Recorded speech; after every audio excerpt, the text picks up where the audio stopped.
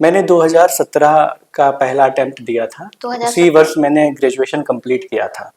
तो ग्रेजुएशन के कंप्लीट करने के बाद ही एग्जाम दे सकते हैं। तो मैंने पहला अटेम्प्ट दिया, ये सोचकर दिया था कि कुछ सीखने को मिलेगा, बाकी बाद में सीरियस तैयारी करेंगे। और मेरे साथ अच्छा ये हुआ कि 3 महीने की तैयारी में ही मेरा प्री क्वालिफाई हो गया। तो इंटरव्यू एक्चुअली में से पहले 3 बार इंटरव्यू से बाहर हुआ था, तो हर बार का अपना अपना एक अनुभव था। तो जैसे इस बार का जो इंटरव्यू था तो मैं काफी कॉन्फिडेंट था अंदर से कि तो मैं क्या करता था, मैं घर पे ही पंखे बंद कर देता था, गर्मी में बैठ के पसीने में लिखता था, ताकि जो वहां पे अगर रियल में मुझे फेस करना पड़े तो वो समस्या ना आए कि मैं सेल्फ स्टडी से ही आपने यूपीपीएससी का पूरी सेल्फ स्टडी से ही किया था। लेकिन बीच बीच में मैंने कुछ कोर्सेज भी लिए थे। अच्छा। जैसे पूरा फुल कोर्स नहीं लिया, किसी सब्जेक्ट के लिए कहीं से कर लिया, कहीं से आंसर राइटिंग के लिए कर लिया। तो इस तरह से मैंने, और एक हमारे बड़े भाई जैसे हैं राहुल शर्मा, तो उनका फोन आया, वो सब रजिस्ट्रार है, उनका फोन आया कि बधाई हो आप कमिश्नर साहब, आप मतलब आप सेलेक्ट हो गए हैं। कितने घंटे पढ़ते थे आप? मैंने कभी घंटे लगा करके तो नहीं पढ़ाई करी, लेकिन ये रहता था कि मैं जब शाम को लेटता था तो मैं सुबह का बना लेता था पूरे दिन का कि मुझे ये टॉपिक्स कल पढ़ने हैं। मैं कल का सोचता ही नहीं था कि कल क्या होगा, कल क्या करना है। आज का देखता था कि मुझे आज कितना पढ़ना है, बस मैं उतना ध्यान देता था। कि मेरे आसपास भी कई लोग हैं जिन्होंने मुझे हमेशा कहा कि आप कर लोगे। कहते हैं मेहनत और लगन के आगे हर मुश्किल छोटी पड़ जाती। इसी को सच कर दिखाया है आज किसान के बेटे अर्पित कटियार जी ने, जो यूपीपीएससी में असिस्टेंट कमिश्नर इन जीएसटी बने हुए हैं। ये सिर्फ सफलता ही नहीं बल्कि इसके पीछे एक लंबा संघर्ष है, अपने सपनों के पीछे भागने की कहानी है। इसके बाद ये सफलता तक पहुंचे हुए हैं। अर्पित जी, बहुत बहुत स्वागत है आपका। कैसे हैं आप? मैं बढ़िया, एकदम अच्छा हूँ। चूंकि सबने सफलता देखी है आपकी, सबने एक पीडीएफ देखा आपके, हम उन संघर्षों से जानेंगे कि यूपीपीएससी का सफर कहाँ से शुरू हुआ था। नैन्सी, मैंने कभी सोचा नहीं था कि जैसे सब लोग अपना हाई स्कूल या जब इंटर में होते हैं तो सोच लेते हैं कि मुझे सिविल सेवा में जाना है। मैं ग्रेजुएशन कर रहा था कानपुर से, तो वहां पर एक मैम थी, बॉटनी की प्रोफेसर थी, मैम थी आकांक्षा तोमर। तो उन्होंने ही मुझसे कहा था कि आप सिविल सेवा की तैयारी करो, आप में जो एक लगन मैंने देखी है इतने दिनों में, तो मुझे लगता है कि आप सिविल सेवा में बेहतर अच्छा कर सकते हो। तो बस फिर वहीं से मैंने सोच लिया था कि ठीक है, करके देखते हैं। तो शुरुआत जब की तो पहले तो अच्छा लगा, फिर थोड़ी चुनौतियां आई तो कदम डगमगाए, लेकिन फिर बाद में फिर अपने आप को सोच लिया कि अब करना ही है, तो फिर मुश्किलों से क्या डरना। तो फिर शुरू हुआ। कब शुरुआत हुई थी इस सफर की? मैंने 2017 का पहला अटेम्प्ट दिया था। उसी वर्ष मैंने ग्रेजुएशन कंप्लीट किया था। तो ग्रेजुएशन के कंप्लीट करने के बाद ही एग्जाम दे सकते हैं। तो मैंने पहला अटेम्प्ट दिया, ये सोचकर दिया था कि कुछ सीखने को मिलेगा, बाकी बाद में सीरियस तैयारी करेंगे। और मेरे साथ अच्छा ये हुआ कि 3 महीने की तैयारी में ही मेरा प्री क्वालिफाई हो गया था। 3 महीने की तैयारी में? हाँ, और 5 महीने की तैयारी में मेंस क्वालिफाई हो गया था। तो मैं पहले ही अटेम्प्ट में इंटरव्यू तक पहुंच गया। तो वहां से मुझे लगा कि अब मैं इसको कर सकता हूँ, क्योंकि जब मैं बिना आधी अधूरी तैयारी से यहाँ तक पहुंच सकता हूँ पहले इंटरव्यू तक, तो मुझे लग गया था कि अब मैं कर सकता हूँ। फिर मैंने और कदम अपने तेजी से बढ़ाए, शुरुआत कर दी। शुरुआत कर मतलब फर्स्ट अटेम्प्ट में प्रीलिम्स क्वालीफाई की, मेंस क्वालीफाई की, इंटरव्यू रह गया था। यहाँ से और मोटिवेशन बढ़ा के अब कर लेंगे।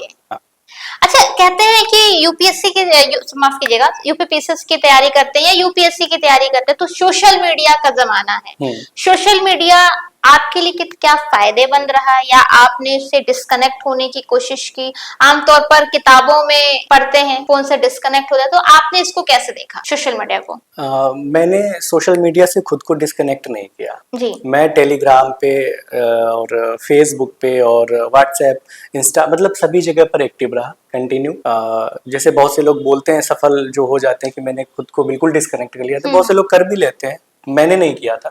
इवन मेरा तो टेलीग्राम से बहुत जुड़ाव है। मेरा एक खुद का ग्रुप है हम लोगों का, पीएमआई करके। अच्छा। तो उसमें मैक्सिमम लोग सिलेक्टेड हैं, ऑफिसर्स हैं। तो उन लोगों के साथ हंसी मजाक, अपनी प्रॉब्लम्स शेयर करना, उसमें जितने भी अधिकारी हैं वो सब कुछ छोटा भाई मानते हैं, कुछ बड़ा भाई मानते हैं। तो आपस में एक दूसरे की टांग खिंचाई भी करते हैं और एक दूसरे की मतलब वो भी मदद भी करते हैं, मोटिवेशन भी देते हैं। तो मेरा तो तैयारी में बहुत योगदान रहा सोशल मीडिया का। और पढ़ने की चीजें भी जो है वो भी कई चीजें मिल जाती हैं वहाँ पे सोशल मीडिया पे। तो मुझे नहीं लगता कि सोशल मीडिया आपकी तैयारी में बाधा है, जब तक आप पूरी तरह से इस पे निर्भर ना हो जाए। मतलब सोशल मीडिया से हाँ, दूर बैलेंस रहने का, बना के चलिए बैलेंसिंग कि आप 10-15 मिनट यूज कर लिए फिर अपना पढ़ाई पर आए, तो ऐसे करके आप यूज करिए। ये नहीं कि सुबह से बैठ गए तो रील्स ही देख रहे हैं फिर पढ़ाई नहीं करी है कुछ भी, तो वो गलत। और आज के समय में चूंकि नेशनल और इंटरनेशनल लेवल पे बहुत सी चीजें होती रहती हैं, तो सोशल मीडिया पे आपको तुरंत का तुरंत अपडेट होता रहता है आपका। तो मुझे लगता है कि सोशल मीडिया आपकी तैयारी में सहायक है, ना कि बाधा नहीं, जब तक आप उसको बाधा बना तब तक। कितना समय देते थे सोशल मीडिया पे उस समय? जैसे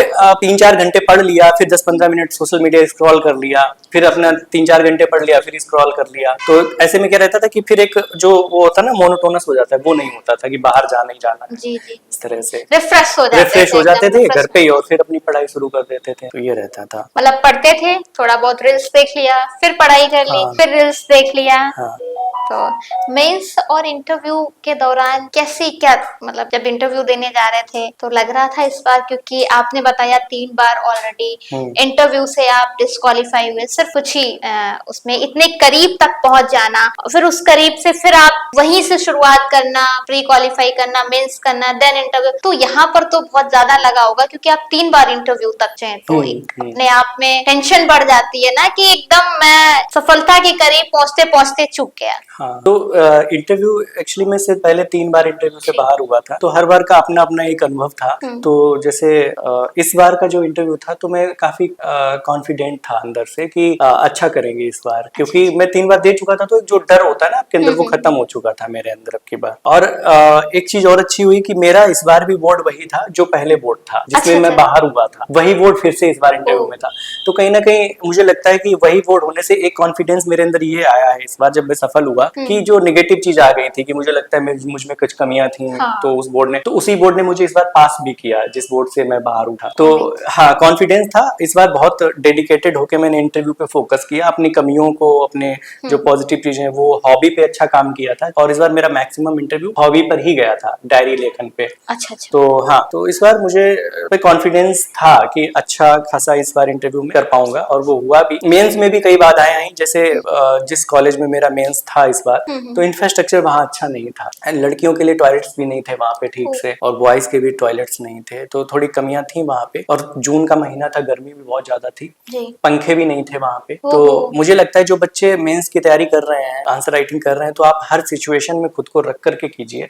मेरा मेंस जून में था, तो मैं क्या करता था, मैं घर पे ही पंखे बंद कर देता था, गर्मी में बैठ के पसीने में लिखता था, ताकि जो वहां पे अगर रियल में मुझे फेस करना पड़े तो वो समस्या ना आए कि मैं एसी में बैठ के लिख रहा हूँ और वहां पे मुझे गर्मी में लिखना पड़ा तो मेरा दिमाग नहीं काम कर रहा है। तो वो मैंने पहले ही एक्सरसाइज कर ली थी और उसका मुझे फायदा मिला। मैं जहाँ पे मेरा मेंस था वहां पे पंखा नहीं था, तो गर्मी बहुत ज्यादा थी, जून का महीना, तो मुझे कुछ प्रभाव नहीं पड़ा विशेष, क्योंकि मैं पहले ही उसका प्रैक्टिस कर चुका था। हाँ, हर चीज को झेलने की आदत आपने खुद को पहले से कर लीजिए तैयार अपना। मॉक इंटरव्यू दिए थे इस बार मैंने मेंस इंटरव्यू से पहले, क्योंकि मॉक में क्या होता है, वो भी एक प्रैक्टिस ही होती है आपकी, तो जो कमियां होती हैं वो लोग बता देते हैं आपको बैठने का तरीका, आपके आई कांटेक्ट, और कैसे चीजों को डील करना है। तो ये सारी चीजें थी, पहले से ही मतलब प्रिपेयर कर लिया था खुद को हर सिचुएशन के लिए। सेल्फ स्टडी से ही आपने पीपीएसएस का? हाँ, पूरी सेल्फ स्टडी से ही किया था, लेकिन बीच बीच में मैंने कुछ कोर्सेज भी लिए थे।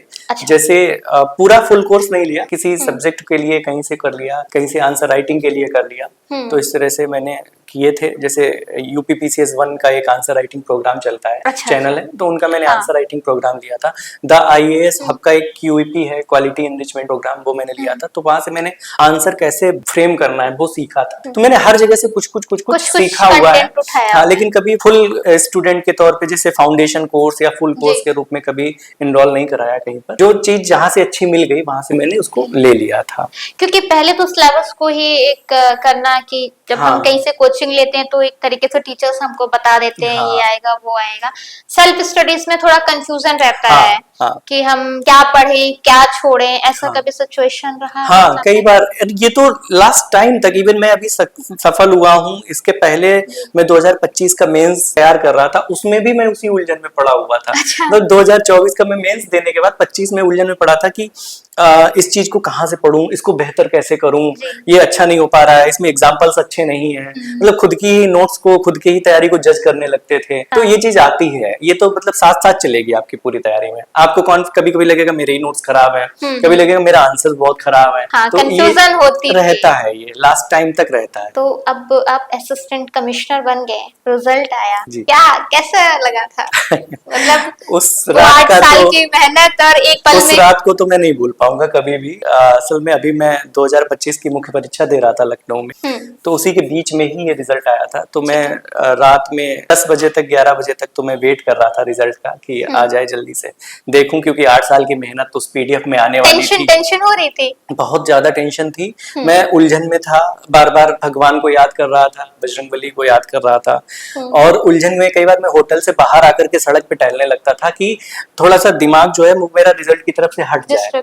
हाँ, तो लेकिन वो डर जो था, उलझन जो थी, वो बार बार मोबाइल की तरफ देख रहे थे कि पीडीएफ आ जाए। हाँ। और अगले दिन मेरा मेंस भी था, 2 पेपर्स अगले दिन होने थे, तो 11 बज चुका था। फिर मैंने सोचा कि अगर मैं रिजल्ट का वेट करूंगा, ऐसे ही पता चला नहीं आया, लेकिन मेरा अगले पेपर खराब हो जाएंगे, तो फिर मैंने फोन साइड में रखा और मैं लेट गया। तो उस उलझन में था, तो नींद तो नहीं आ रही थी, लेकिन कुछ कुछ मैं सो गया था, हल्का फुल्का, मतलब दिमाग मुझे लग रहा है कि मैं सो गया था। तभी फोन मेरा बजा, और एक हमारे बड़े भाई जैसे हैं राहुल शर्मा, तो उनका फोन आया, वो सब रजिस्ट्रार है, उनका फोन आया कि बधाई हो आप कमिश्नर साहब, आप मतलब आप सेलेक्ट हो गए। तो पहले तो मुझे विश्वास नहीं हुआ। मैंने उनसे कहा सर आपने देखा है सही से, मेरा रोल नंबर देखा है? बोले देख लिया है, नंबर देख लिया, सब है, तुम हो गए। तब बस फिर मैं एकदम शून्य की स्थिति में चला गया। मुझे समझ में नहीं आ रहा था कि हो क्या रहा है। फोन हाथ से छूट गया और वही सारी चीजें। फिर पापा को फोन लगाया रहा। मतलब आप जब रिजल्ट आया उस दौरान घर नहीं थे, आप लखनऊ में होटल में थे, मेंस के एग्जाम दे रहे थे। एग्जाम दे रहा था। फिर कई दोस्तों के फोन आने शुरू हो गए कि चूंकि पीडीएफ नाम से आता है, तो सबने चेक कर लिया था कि फोन आने लगे। तो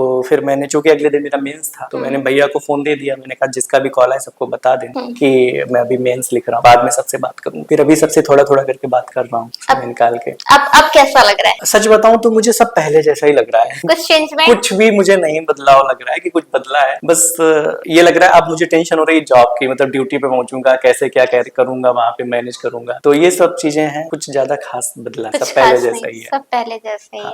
अच्छा, इस दौरान आपके एक फ्रेंड हैं, उन्होंने बहुत सपोर्ट किया है और वो आपके सिलेक्शन से अभी सेटिस्फाइड नहीं है। वो अभी भी आपको एसडीएम डीएम बनाना चाहते हैं, और जैसा कि अभी आपने बताया भी थोड़ी देर पहले कि यूपीएससी का भी एग्जाम देना है, वो यूपीपीएससी का तो खैर मेंस लिख ही गए हैं। तो उनका क्या योगदान रहा? क्योंकि आपने घर में तो रहकर पढ़ाई कम ही की है, आप अपने फ्रेंड के यहाँ ही रह के पढ़े हैं, उनका योगदान क्या रहा है, थोड़ा सा बताइए।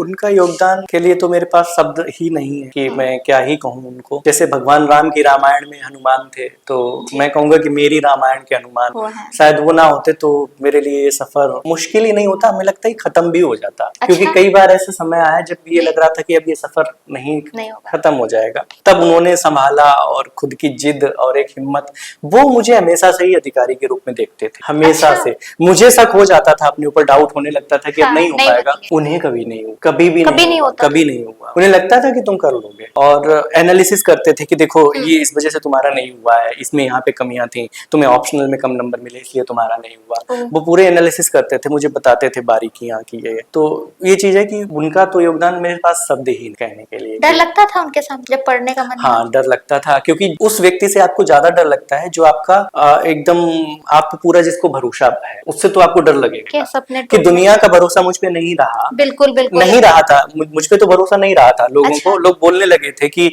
अरे वो अधिकारी बनेंगे, बन जाएंगे 10-15 साल में, और ऐसे अब लोग ऐसे बोलते थे कि इतना ही आसान होता तो कब के हर कोई बन जाता। लोग ये बोलते थे कि इनको लगता होगा ये बन जाएंगे तभी तो कर रहे हैं। उनको लोग चिढ़ाते थे, भैया को चिढ़ा देते थे कई बार कि तुम्हारे साथ तो वो घूम रहे थे, और इस तरह से लोग मतलब बातें बनाने लगे थे। मैं उनके घर पे रहता था, तो वहां पर गांव गली के भी कई लोग आकर के इस तरह से नेगेटिव बातें बोलते थे कि इतना ही आसान होता तो यहाँ गाय भैंस के बीच में थोड़े ना पड़ के कोई अधिकारी बन जाता है, गांव में रह करके। जो लखनऊ, जो इलाहाबाद और दिल्ली में रह रहे हैं वो नहीं बन पा रहे, तो गांव में रह के कैसे बन? सारी चीजें होती थी, लेकिन एक चीज थी कि मैं भले ही टूट जाऊं, लेकिन वो भैया नहीं थे। उनको मतलब कभी फर्क नहीं पड़ा लोगों की बातों से। तो एक भरोसा था वो जो मुझे जिंदा रखे हुए था कि जब ये भरोसा कर सकते हैं, इन्हें विश्वास हो सकता है, तो फिर मैं क्यों नहीं कर सकता। तो सफलता की ओर और आगे कदम बढ़ जाते थे। हाँ, मुझे याद है 2022 का रिजल्ट आया था, फाइनल रिजल्ट रात में। तो मैं बजरंगबली के मंदिर में बैठा था कि तो उसी टाइम पुजारी जी आए, उन्होंने प्रसाद दिया, मैंने हाथ में ले लिया। तो थोड़ी देर बाद रिजल्ट आया, उन्होंने भैया ने देखा, मैंने उनकी तरफ देखा, वो बोले नहीं हुआ है, नाम नहीं। तो वो मेरे हाथ से लड्डू छूट गया वहीं पे, और फिर मैं शून्य की स्थिति में चला गया कि ये क्या अचानक से, मतलब 6 साल की मेहनत, तब 6 साल हो गए थे लगभग, तब खत्म हो गया यहीं पे आप। और प्री पास करते हो, फिर मेंस पास करते हो, इंटरव्यू देते हो, पूरी 2 साल 1.5-2 साल की जर्नी होती है, वो खत्म हो जाती है बस एक ही पीडीएफ से, कि आपके सारे एफर्ट्स, आपके सारी समस्याएं, आपने जो भी झेला, वो सब, उसका परिणाम शून्य आया, तो आप बहुत टूट जाते हो, बहुत टूट जाते हैं बिल्कुल, अंदर से तो टूटते हैं। वो रिजल्ट आया था 7 या 8 अप्रैल को आया था 2023 में, वो 22 का एग्जाम था, 23 में आया। तो मेरे पास 1 महीना था अगला प्रीलिम्स में,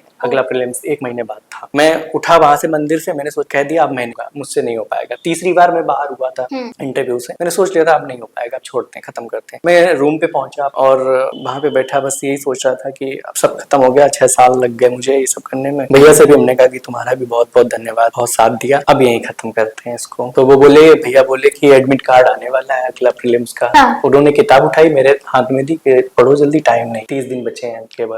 उसी टाइम बोला उन्होंने, जब रिजल्ट, मतलब मैं कह रहा था अब नहीं हो पाएगा, उन्होंने किताब उठाई मेरे हाथ में रख दी कि पढ़ो, 30 दिन बचा है केवल, टाइम नहीं है, एडमिट कार्ड आने वाला है। मैंने कहा क्या बात है, जब ये बंदा जब नहीं टूट रहा है तो हम कैसे टूट जाए।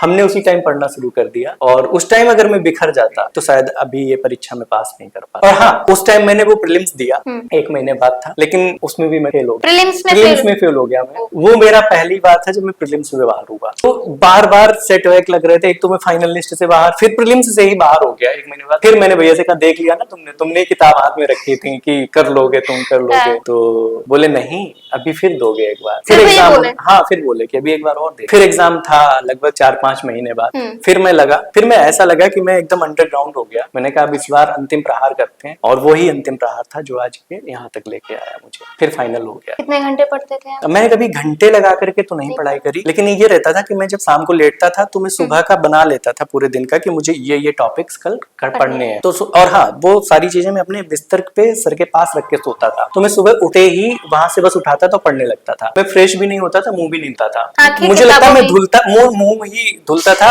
2 या 3 बजे सुबह। हाँ, दोपहर में 2 या 3 बजे, मैं 2-3 बजे तक बिस्तर से ही नहीं उठता था। वहीं पे चाय ले आते थे भैया, वहीं पे खाना, मैं बिना ब्रश किए ही खा लेता था, ऐसे ही पढ़ता रहता था। 3 बजे उठता था, फिर ब्रश करता था, नहाता था, थोड़ा माइंड फ्रेश करता था, फिर पढ़ने लगता था बैठ के। तो ऐसे करके जब तक मेरे टॉपिक्स क्लियर नहीं हो जाते थे उस दिन के, तब तक पढ़ते रहते। तो घंटे लगा के नहीं, लेकिन हाँ, एक मोटा मोटी अगर देखें तो 7 से 8 घंटे हो जाता था। उसमें वो वाला टाइम हटा के जो मैंने बोला सोशल मीडिया पे और ये कुछ जैसे इधर उधर टहलना, कभी कभी मैं गाने सुनता था तो टहल करके गाने सुनना, तो वो टाइम हटा करके 8 घंटे लगे रिफ्रेशमेंट के लिए। हाँ, बाकी मैं पूरा टाइम पढ़ाई पे ही रहता था। तो मुझे कोई भी चीज जरूरत होती थी तो वो भैया मुझे हाथ में ही देते, तो कभी कुछ जाना ही नहीं पड़ता था कोई चीज लेने कहीं पर। ये चीज थी, मतलब आपको अपने ऊपर से ज्यादा भैया को भरोसा था कि आप अधिकारी हैं और अधिकारी ही बन जाएंगे, ये कॉन्फिडेंस। उन्होंने आपको ऐसे ही देखना शुरू किया कि आप एक अधिकारी ही। हाँ, उनका था और माता पिता का था।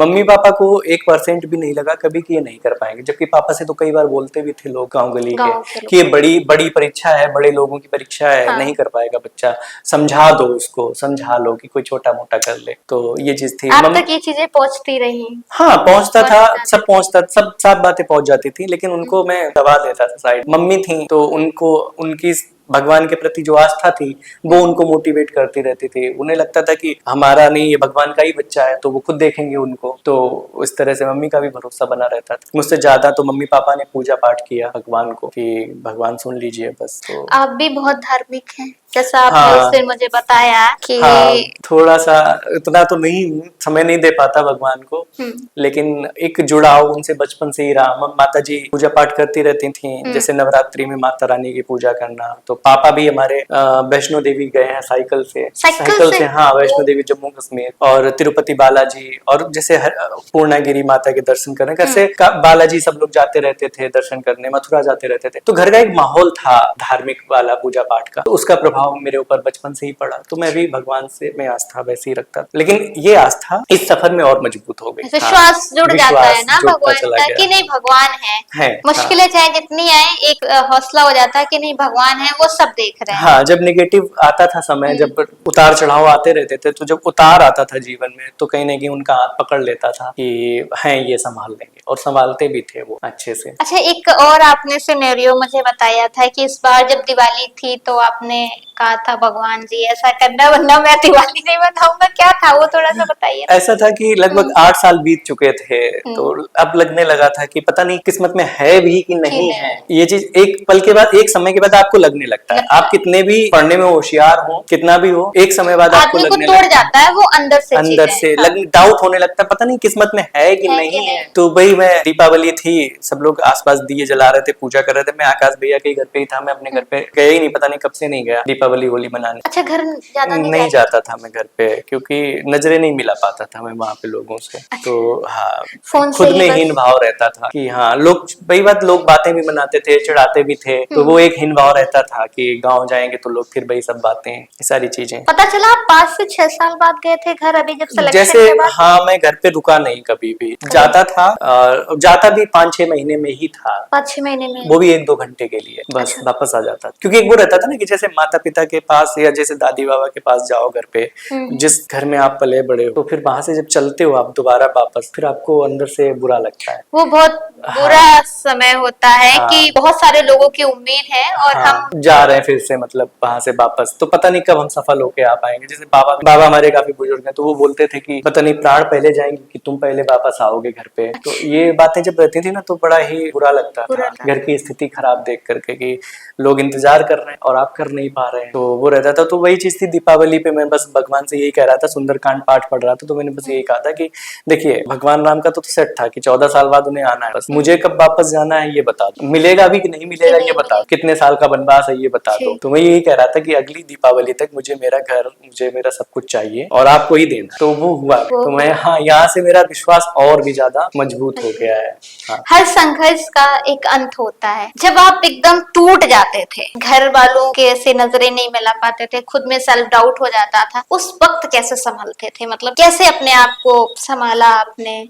जैसे ये सबसे बड़ी जो चीज थी ना, वो भैया की थी कि वो उन्हें भरोसा बना रहता था मेरा, और फिर मैं भी ये सोचता था कि अगर यहाँ तक नहीं आना था, अगर मुझे सफल नहीं होना था, तो फिर भगवान मुझे यहाँ तक लाए क्यों? पहले ही प्रयास में इंटरव्यू तक पहुंचाया, फिर दूसरे प्रयास में इंटरव्यू तक पहुंचाया, तीसरे प्रयास में इंटरव्यू तक पहुंचाया, आखिर वो क्यों पहुंचा रहे हैं वहां पे, जब हजारों बच्चे प्रीलिम्स में ही बाहर हो रहे हैं? तो ये रहता था कि नहीं, कर सकते हैं। और एक सबसे बड़ी चीज, मैं जब भी नेगेटिव चीजें होने लगती थी जीवन में, जब टूटने लगता था, तो फिर मैं कभी लक्ष्य को नहीं देखता था कि वो लक्ष्य है, मुझे वहां पहुंचना है। अच्छा। मैं सिर्फ रास्ता देखता था, उस रास्ते पे चलते चला जाता था, धीरे धीरे धीरे धीरे। मैं कल का सोचता ही नहीं था कि कल क्या होगा, कल क्या करना है। आज का देखता था कि मुझे आज कितना पढ़ना है, बस मैं उतना ध्यान देता था। कि मेरे आसपास भी कई लोग हैं जिन्होंने मुझे हमेशा कहा कि आप कर लोगे। तो और जब ज्यादा ही नेगेटिव हो जाता था, तो भगवान, जैसे बजरंगबली, सुंदरकांड कर लिया, मंदिर चले गए, तो वो एक पॉजिटिव एनर्जी मिल जाती थी, कर लेते थे। और घर की परिस्थितियों को याद कर लेते थे कि इतनी बुरी है, अगर नहीं कर पाया तो भाइयों का क्या होगा, माता पिता का क्या होगा। तो वो सारी चीजें थी, वो इतनी ज्यादा कह सकते हैं खराब थी कि मेरी खराब स्थिति उसके सामने कुछ नहीं बचती थी। तो जैसे हमारे भाई है हमसे छोटा, तो वो अभी वहां गया था कैंची धाम बजरंगबली, उत्तराखंड में प्रसाद प्रसाद चढ़ाने। तो वो जब मंदिर मंदिर भटक रहे हैं, माता जी सुबह शाम पूजा कर रहे हैं, पिताजी कर रहे हैं, तो फिर हम कैसे टूट सकते थे फिर वहां पे, जब उनको भरोसा बना हुआ है। तो उनकी जो परिस्थितियां थी, दादी की परिस्थितियां, बाबा, मम्मी पापा, वहां से मोटिवेशन मिल जाता था कि अगर मैं नहीं कर पाया तो ये चीजें और खराब हो जाएंगी, उम्मीद टूटती है। हाँ, इसलिए मुझे करना था और मैं करता रहा, उसको लगा। बहुत संघर्ष रहा है, और खैर संघर्ष के बाद ही सफलता का मजा भी आता है। सेकंड ऑप्शन कुछ सोच रखा था कि अगर यूपीपीसीएस में सेलेक्ट नहीं होते हैं तो सेकंड क्या करेंगे? या ये चीज तो रहती थी, जब खुद पे डाउट होने लगता है ना, तो आप सेकंड ऑप्शन तलाशने लगते हो। तो जैसे मुझे लगता, क्योंकि मैं और किसी क्षेत्र में ना नहीं कर पाता, मुझे लगता है कि मैं फिर पढ़ाने की उसमें जाता, किसी कोचिंग सेंटर में पढ़ाने लगता, लेकिन संतुष्ट नहीं हो पाता। जैसा कि जो आकाश भैया है, वो अभी भी संतुष्ट नहीं है, कि उन्हें लगता भी और भी आगे देना है। तो वही चीज रहती थी कि मैं सबकी ख्वाहिशें जो थी वो पूरी नहीं कर पाता अगर मैं उस क्षेत्र में जाता। तो मुझे अंतिम समय तक मैंने सोच लिया था लड़ना है, और इसी दिशा में अंतिम समय तक सफलता सफलता तो यही लेनी है, यही ले, इसलिए तो अभी सेकंड ऑप्शन तलाश कभी ज्यादा उस पर सोचा नहीं, बस नहीं। विचार आता था कि इस दिशा में चले जाएंगे, लेकिन लगता था कि लेना यहीं पर है, अंतिम समय तक लड़ना है, तो अंतिम समय तक लड़ाई लड़ी। कमिश्नर बन के आप आज इंटरव्यू भी दे रहे हैं। सब अनएक्सपेक्टेड और सब भगवान ने निर्धारित कर रखा है, वो जैसा सोचते हैं वैसा हो जाता है, वही वैसे ही होगा। हम लोग तो कुछ भी हम लोग चाहे जितना सोच लें, चाहे जितनी प्लानिंग कर लें, होना वही है जो उन्होंने, इसीलिए कहा भी गया रामचरितमानस की, हुई है वही जो राम रचिता था। इस सफलता के पीछे सबसे बड़ा मतलब लगा हो कि ये बहुत बड़ी चुनौती है इन 8 साल के दौरान, एक ऐसी कोई चुनौती रही जो आपको लगा हो कि नहीं ये मेरे लिए बहुत बड़ी चुनौती है? मुझे खुद से लड़ना, खुद की निगेटिविटी से लड़ना, ये सबसे बड़ी। देखिए बाहरी चुनौतियां जो होती हैं वो तो उनका तो आप समाधान निकाल ही लोगे। पैसे की समस्या है, किसी से मांग लिए। हमारे साथ में जैसे कई लोग थे जो जुड़े रहे, राजेंद्र सर थे, सुनीति दीदी थे। अच्छा। इन्होंने कभी पैसे की मुझे समस्या आती थी, वो पहले ही मेरे साथ, ये दीदी ने ही फोन दिया है जो रखा हुआ है, उनका ही दिया हुआ फोन है ये मेरे पास। तो ऐसे लोग थे जो मेरे पीछे खड़े हुए थे, मेरी दीवार बन करके। भैया थे तो ये समाज से लड़ने के लिए और मुझे रहने के लिए। भैया की ही सिस्टर है, दीदी है मेरी, वो गोल्डी दीदी, तो उन्होंने खाने पीने 7 साल मुझे खिलाया पिलाया, भैया की तरह रखा, कपड़े धुलना, सारी चीजें। तो सबका अपना अपना योगदान था, मतलब तो ये लोग तो सपोर्ट बाहर से करते थे, लेकिन जो अंदर मेरे निगेटिविटी आ जाती थी उससे लड़ना वो मेरे लिए बड़ा चैलेंज था। तो बस उसका समाधान ये था कि जब ये लोग लड़ रहे हैं, ये लोग जब मुझ पे भरोसा कर रहे हैं, तो फिर मैं क्यों नहीं कर सकता। लोग मोटिवेट हो जाते थे, खुद से ही हो जाते थे इन लोगों को देख करके। चलते चलते अर्पित जी, आखिरी सवाल, जो यूपी पीसीएस की तैयारी कर रहे हैं छात्र, उनके लिए क्या कहना चाहेंगे आप? कैसे वो? बस उनके लिए मेरे पास इतना ही है कि लगे रहिए, छोड़िए नहीं, लगे रहिएगा। कई बार आपको फील होगा अब नहीं हो पाएगा, लेकिन जब लगने लगे नहीं हो पाएगा, तब मान लीजिए तभी होगा। जब हार मानेंगे, जब लगने लगे अब नहीं होगा, तभी होगा।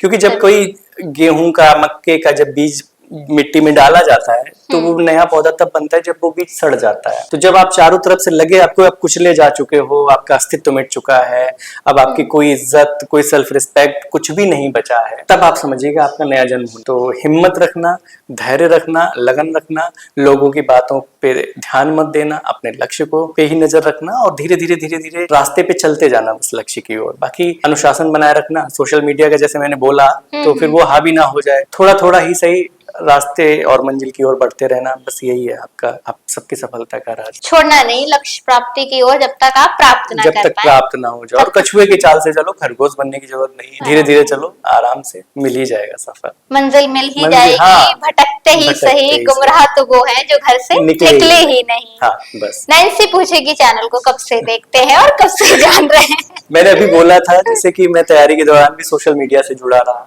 तो अपने क्षेत्र की जो घटनाएं हो रही हैं तो इनको देखते ही रहता था। तो ऐसे ही स्क्रॉल करते करते एक दिन मेरे फेसबुक पे आ गया था, ठीक है। तो उसमें मैंने देखा था आपने एक किसी प्राइमरी स्कूल को कवर किया था जहाँ पे शौचालय अच्छे नहीं थे, और आपने बेधड़क वहां पे जाके जिस तरह से पूछा, तो वो मुझे बहुत अच्छा लगा कि इस तरह से हमारे क्षेत्र की समस्याओं को कोई उठा रहा है। तो और फिर एक लड़की जब उस चीज को उठा रही है इतने बेधड़क तरीके से, तो महिला सशक्तिकरण भी दिख रहा है। जैसा कि हमारी सरकार जो कि मिशन शक्ति चला करके और बहुत सी योजनाएं चला करके कर भी रही है, महिलाओं को आगे बढ़ा रही है, तो हमारे क्षेत्र की बच्ची इस तरह से आगे बढ़ रही है, तो वो हमारे लिए एक गर्व का भी विषय था। और दूसरा, एक लोगों में जागरूकता भी फैल रही है कि हमारे क्षेत्र में कैसे स्कूल हैं, उनकी क्या समस्याएं हैं, प्रशासन और प्रशासन तक भी ये समस्याएं पहुंचती हैं, तो वो उनको कवर करें। तो मुझे तब से ही मैं जुड़ गया था। मुझे लगता है कि काफी लंबा समय हो गया, 8 से 10 महीने हो गए मैं जब से फॉलो कर रहा हूँ। हाँ, नैन्सी पूछेगी चैनल को देख रहा हूँ, तो क्षेत्रीय समस्याएं, क्षेत्रीय घटनाक्रम, इन सभी को आप बहुत अच्छे से कवर करते हैं। और मेरी शुभकामनाएं और बधाई कि आप इसी तरह आगे बढ़ते रहें और अपने कन्नौज का नाम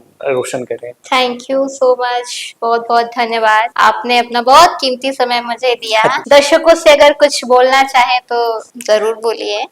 बस इतना ही कहूंगा कि आपके भी जीवन में कुछ लक्ष्य हैं, अगर आपके बच्चे हैं वो पढ़ रहे हैं तो उन पे भरोसा रखिए। हो सकता है थोड़ा समय लें वो, लेकिन वो सफल होके दिखाएंगे, उन पे भरोसा रखिए। और बच्चे आप भी अपनी जिम्मेदारी समझिए, जो तैयारी कर रहे बच्चे हैं, वो छोटे बच्चे हैं, वो अगर मुझे देख रहे हैं, सुन रहे हैं, तो आप भी अपने माता पिता का सम्मान करिए, गुरुजनों का सम्मान करिए, और जो आपका जो लक्ष्य है उसकी तरफ धीरे धीरे ही सही लेकिन बढ़ते रहिएगा। लगन बनाए रखिए, धैर्य बनाए रखिए, और अनुशासन सबसे पहली शर्त होती है सफल होने के लिए। तो बच्चों से मैं ये बस कहना चाहता हूं, रुकना नहीं है, सफर जारी रखना है। हाँ। तो हम आपसे बात करा रहे थे यूपी पीसीएस में सेलेक्ट होने के बाद अर्पित कटियार जी, जो कि कमिश्नर बने हुए हैं, और बहुत समय उन्होंने दिया। बहुत बहुत धन्यवाद। बहुत बहुत धन्यवाद। आप लोग नैन्सी पूछेगी को सब्सक्राइब जरूर कीजिए, जो भी लोग पॉडकास्ट देख रहे हैं, और चैनल पर शेयर कीजिए, ज्यादा से ज्यादा हमें समर्थन कीजिए। फिर जल्द हाजिर होंगे एक नए वीडियो, नए पॉडकास्ट के साथ।